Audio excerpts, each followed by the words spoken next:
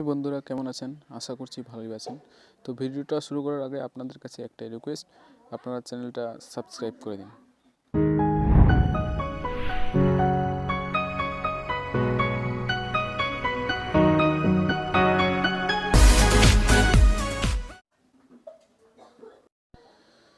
তো যাদের voter card, আধার card যাদের ভোটার কার্ডে ভুল আছে, যাদের ভোটার কার্ড ভুল আছে এবং সংশোধনের জন্য অনলাইনে করেছিলেন, তো একটা ভিডিও তৈরি করে দেখিয়ে দিয়েছিলাম।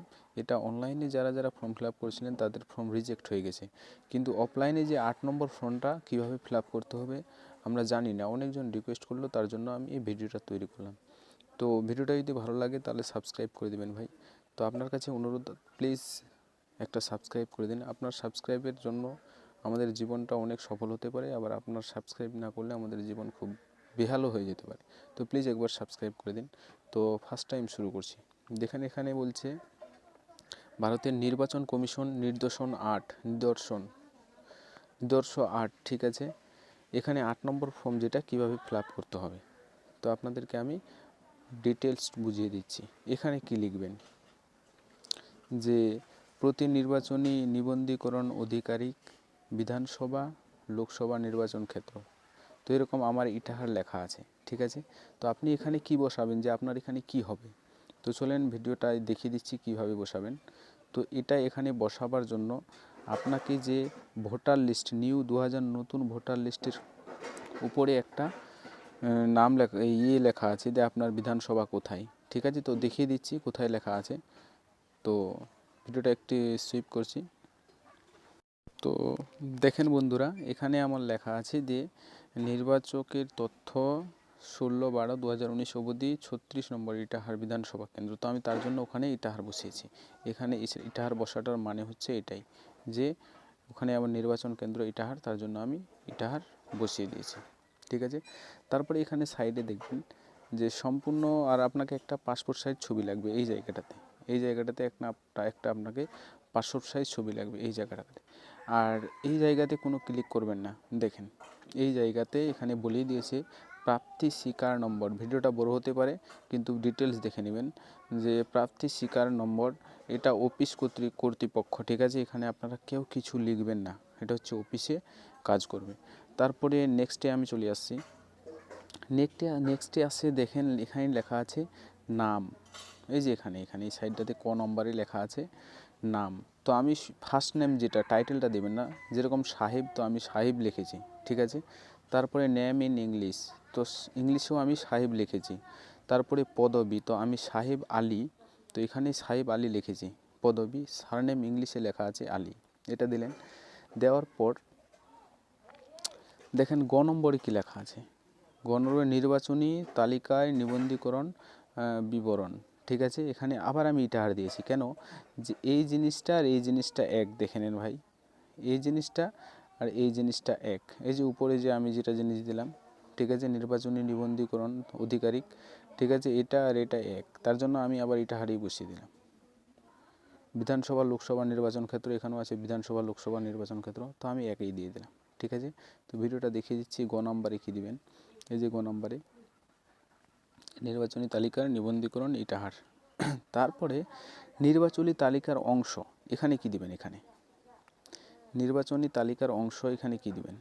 তো এখানে কিছু দেওয়ার মতো নয়, যে সোজাসুজি আপনি যে আপনার ভোটার স্লিপটার কথা বললাম ওটাতে চলে যাবেন। দেখেন এখানে লেখা আছে অংশ 160 ক্রমিক নম্বর 579, ঠিক আছে। অংশ 160 ক্রমিক নম্বর 579, একটু ভালো করে দেখেন, অংশ 507 ক্রমিক নম্বর 579। তো চলেন আমি চলে যাচ্ছি আবার ভিডিওটাতে। তো আমি অংশ দিয়েছি 160, নির্বাচনী তালিকার অংশ, দেখেন অংশ, আর নির্বাচনী তালিকার ক্রমিক নম্বর 579 দিয়েছি। নির্বাচনী তালিকার অংশ 579 আর অংশ হচ্ছে 160, দেখে নেন ভালো করে, এটা এখানে দিয়েছি আর এখানে 160। তারপরে এপিক নম্বর, আপনার ভোটার কার্ডে যে নাম এপিক নম্বর যে আইডিটা আছে, এই আইডিটা এখানে বসিয়ে দিবেন ঘ নাম্বারে। এই যে আইডিটা এপিক নম্বর, এই যে তালিকার যে আইডিটা আছে, যদি থাকে তো এখানে বসিয়ে দিবেন। ওখানে চাইনি, যদি বলেছে থাকে তো থাকলে আপনি দিয়ে দিবেন। তো এই নাম্বারটা ওখানে আমি বসিয়ে দিলাম ঘ নাম্বারে।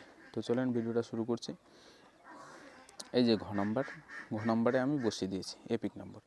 তারপরে নাম্বারে যে বলছি যে তথ্যটি সংশোধন করতে হবে সেটিতে টিক চিহ্ন দিন। ঠিক আছে, তো আমি সংশোধন করব আত্মীয়র নাম।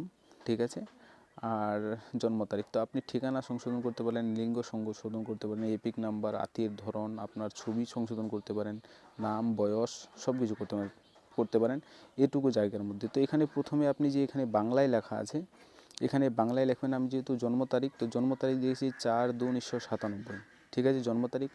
আবার এখানে বাংলায় তো লিখেছি, এখানে এই জায়গাটাতে বাংলায় লিখেছি। ঠিক আছে, এই জায়গাটাতে বাংলায় লিখেছি, কিন্তু এখানে আপনাকে লিখতে হবে ইংলিশে। এখানে আবার ইংলিশে হবে ডেট অফ বার্থ, জন্ম তারিখের অংশ ইংলিশে হচ্ছে ডেট অফ বার্থ। তো এখানে আমি লিখলাম 4/2/1997। ঠিক আছে, এখানেও লিখেছি 4/2/1997। ভালো করে দেখে নিন, এখানে ইংলিশে লিখতে হবে, এখানে বাংলায় লিখতে হবে। এইটুকু জায়গার মধ্যে আপনি যা যা চেঞ্জ করতে পারেন। তারপরে লিখেছি আত্মীয়র নেম, মানে বাবার নাম হাফিজউদ্দিন আহমেদ, বাবার নাম হাফিজউদ্দিন আহমদ।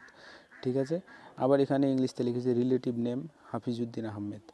তারপরে যে অংশটাতে আসবেন 6 নম্বর, এটা হচ্ছে তোমার ইমেল আইডি ঐচ্ছিক আপনি দিতেও পারেন, নাও দিতে পারেন। মোবাইল নম্বর ঐচ্ছিক আপনি দিতেও পারেন, নাও দিতে পারেন। এই নাম্বারটা মোবাইল নাম্বার, এগুলো আপনার ইচ্ছা, দিতেও পারেন, নাও দিতে পারেন। এগুলো আপনার ইচ্ছা, দিতেও পারেন, নাও দিতে পারেন।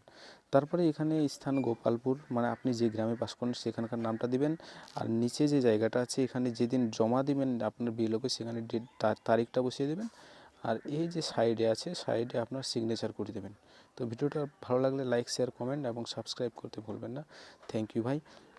ভিডিওটা বড় হয়ে গেল, তো এরপরের ভিডিওর জন্য আমার চ্যানেলটাকে সাবস্ক্রাইব করে নেবেন। Thank you.